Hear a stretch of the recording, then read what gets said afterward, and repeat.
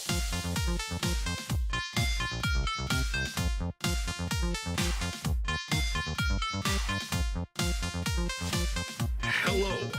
ladies and gentlemen, my name's Stepsbasic, and welcome back to my community show. It's not that funny. Anyway, so today, welcome. Finally not an update video on what I'm going to be doing this year and all that stuff. I'm actually getting back on track to what we want to talk about for the new year. Sort of. I mean, this is just a general kind of video about addressing the video game community. And for those of you who don't know, I should probably say this. My community show, is a show where we stop for a moment from playing video games to talk about video games and the community around it. What am I doing? I don't even know. Anyway, so today I figured we would have a stop for a moment and talk about DLC, or Digested Lime Casserole. No. Decisive Little Children. No. Degraded Logic Circuits. No. Downloadable content. Now, there's actually kind of a mixed bag, as it were, when it comes to people's reactions to DLC. A lot of people hate them. A lot of people think they're pretty cool and the bee's knees and whatnot. And then there's some people who are just like, meh. Me, I kind of fall in the meh category. Because sometimes DLC is a good thing, whereas sometimes DLC is a bad thing.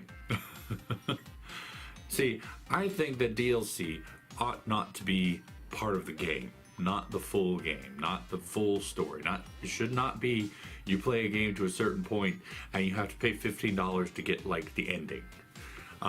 But there are certain situations, like with what Final Fantasy 15 has done, where I actually kind of like it because it's not part of the main story being Noctis's quest, but the 3 additional side quests, as it were, of Ignis and Gladiolus and Prompto. I like being able to go through and see what they went through, because we missed a few things, and technically it still wasn't part of the main story, but it did fill in a couple of holes, and that's the sort of thing that I think DLC ought to be. Now, there are certain games that do things like that. Like, when we think of bad DLCs, we think of games like Mass Effect 3, where in order to get the true ending to the game, you had to buy the new DLC. Although, actually, I don't think they actually charged for it.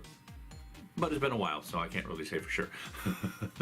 But in that game, they actually did have a couple of good versions of the DLC and the bad DLC. Because, I've always been of a mind that you don't release an unfinished game.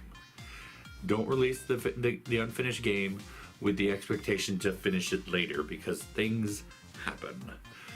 As with Mass Effect Andromeda, where they have basically completely dropped every work they're going to be doing on it. And things like that do happen to other games. And you should never release the game until it's completed, because you don't want things like that to happen. You don't want to have to release the ending of the game in a DLC form. But now, one thing I find kind of funny is the charging of, I could see charging a couple of bucks here and there to get these holes filled in on stories, but I do find it kind of sketchy to see DLC come out that's like $35. I mean, that's basically a full game. I mean, come on. You might as well have just made a separate game if you're going to be doing that. In some cases, though, the DLC is very similar to a full game. Just you have to have the the game itself.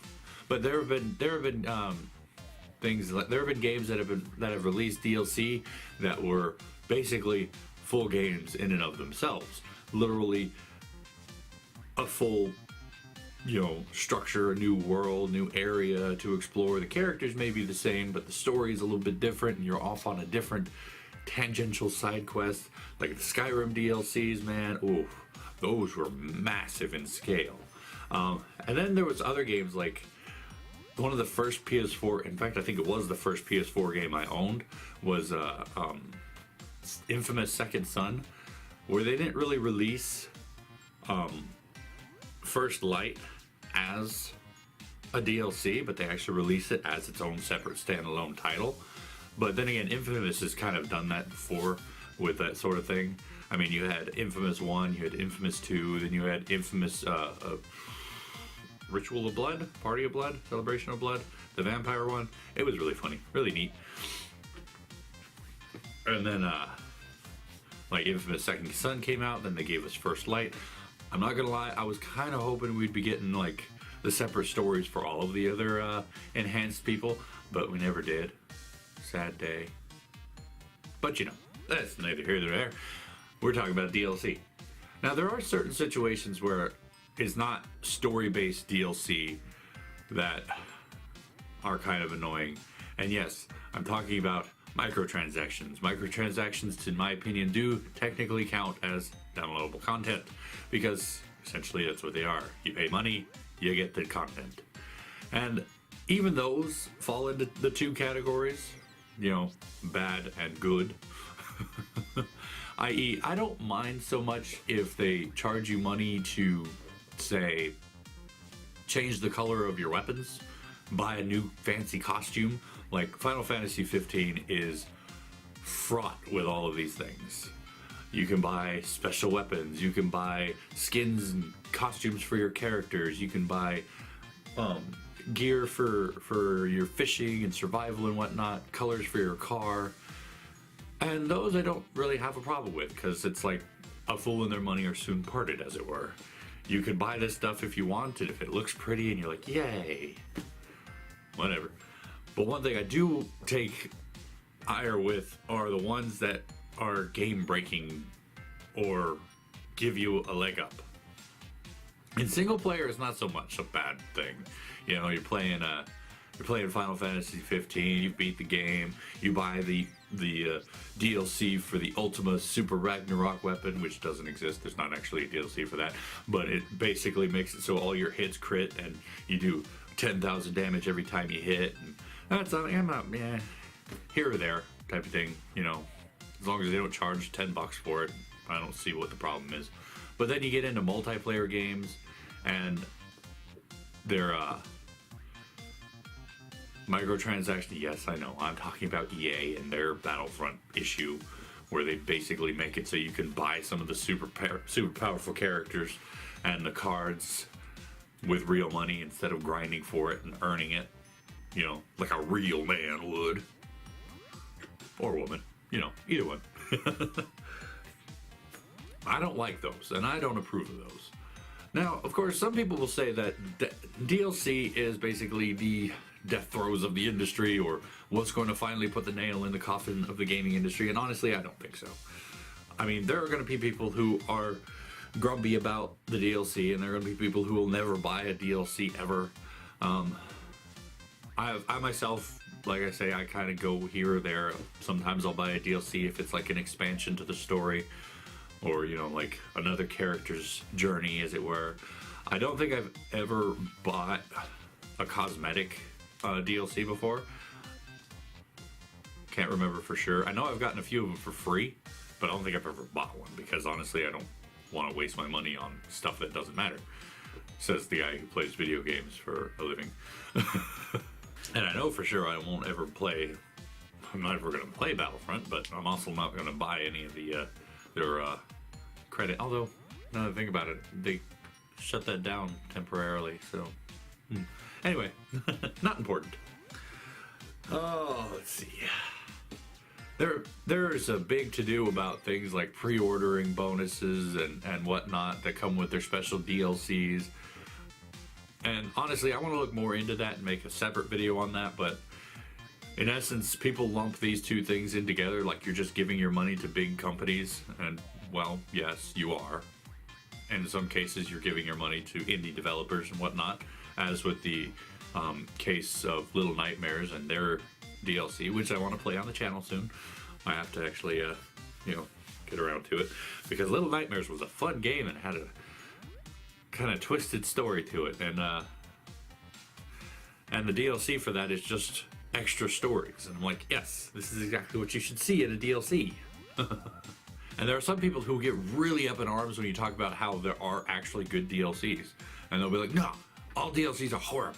They're just greedy companies making money.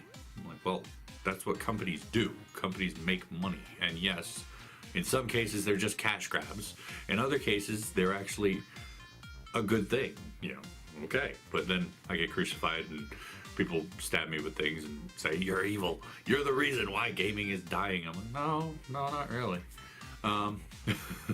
Plus, gaming's not dying. Gaming is growing, and gaming's going to continue to grow because gamers rock in general. But anyway, that's really all I have today. Unfortunately, today's a bit of a rush day. My poor kiddo is sick at home, throwing up all over the place. Actually, no, she stopped throwing up. She stopped throwing up like around 11, I think, this morning. Last night, I mean. But yeah. Anyway, thank you guys so much for watching this episode. I hope you enjoyed it. And if you did, please go ahead and poke that like button for me. If you'd like to, you can comment down below, and I'll get back to you as soon as I can, when I can, if I can, you know, all that jazz. So, what sort of things would you like to see me talk about in the new year? I have my list, and I have things I want to talk about and I want to get to. But, you know, I'm more than willing to take a look at what you guys might want to see me talk about. And if you guys have any additional information to add, I'm more than happy to listen, because I don't really, block anything out, because I like to hear what people have to say, because that's who I am. But anyway, all that aside, tune in next time when we're going to address another topic, and until then, good night.